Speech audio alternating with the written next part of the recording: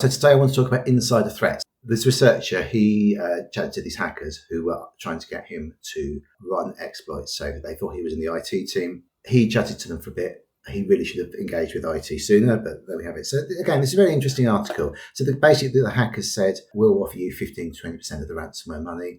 I don't know what they're going to get, a few $100,000 probably, maybe a few million. It's quite lucrative. I can see that some people that aren't very happy in their jobs might potentially take this. So, which is why you need to limit people's permissions. So for me, as a system administrator, I have a high risk account. I try and limit my access. So we try and use this thing called just-in-time access. So if I need to administrate something, I give myself access for a limited amount of time, then it automatically gets taken away again. And it's all audited.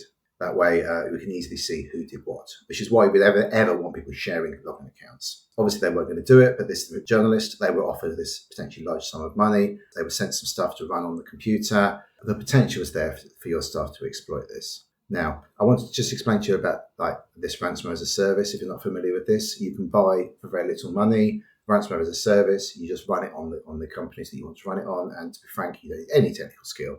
Any criminal affiliate can sign this platform and use it to hack. Yes, it's trivially easy.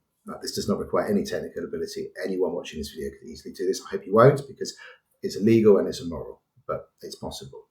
So some of these organizations are linked with teenage hacking gangs, and some of them are linked to nation states, and some of them both. We've also seen, interestingly, North Koreans applying for jobs with fake profiles, and they've actually got fake face swap. So potentially someone could do this with me. There's plenty of videos of me online. It's definitely possible. You can impersonate me online. Trivially easy to do. Not good. But it's going to get easier and it's going to get less obvious. What I want you to do with this is say, well, how do we control what access our system administrators have? Because traditionally, system administrator have the golden ticket. They've got access to everything. But that's not necessary. Most of my day is not spent doing heavy, deep things where I need access to everything. And even if I do, I can easily give myself those permissions temporarily, take them away again. Or I've got tools that allow me to add and remove users and stuff. I don't need to be logging into various systems to do that. I can control the access a lot more than I could 5 years ago. So what they said is, well, don't worry about it. We'll just put the money in escrow for you. So you're going to get the money, whatever. And then what they did is they sent this guy loads and loads of authenticator requests.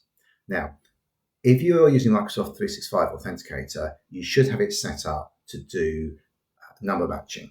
So that means that unless you type in the 2-digit number, it's completely useless. If you just have it so you press OK, then someone can send 1,000 MFA requests until someone presses OK. And obviously this journalist knew this. They were very careful not to click the button.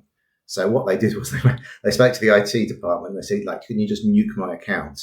So when I did work with BBC, I did have high-level access to BBC systems, but I wasn't in the information security team.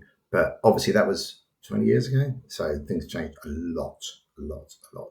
But the risk is now these hackers know this person. They've got an article about this. They're going to have to work a lot harder to keep their systems secure. The problem is that we see this with information that's on the dark web. Once your information is out there, people know who you are, you're going to have to work harder. And there's certainly, I'm not going to talk about it today, but there's certainly stuff that we're doing as a team to try and make it harder to access our systems. It's certainly not impossible, but I don't want to give people the keys if we can possibly help it. So yeah, I just thought that was really interesting. So have a think about insider threats and how you limit access. That's access for your IT team, third parties. There's so many tools out there now. You can use tools so you can give people remote access, but only via the web browser. You can give just-in-time admin permissions. And really, you should be auditing this stuff. And I've said this before about data governance in artificial intelligence. If you're not doing lots of work here, you're putting your business at risk in the future, because someone can just go, give me everybody's payroll information and their mobiles, stick it in a spreadsheet, email it to someone, done. Hope that helps. And let me know what you think in the comments. Have a great day.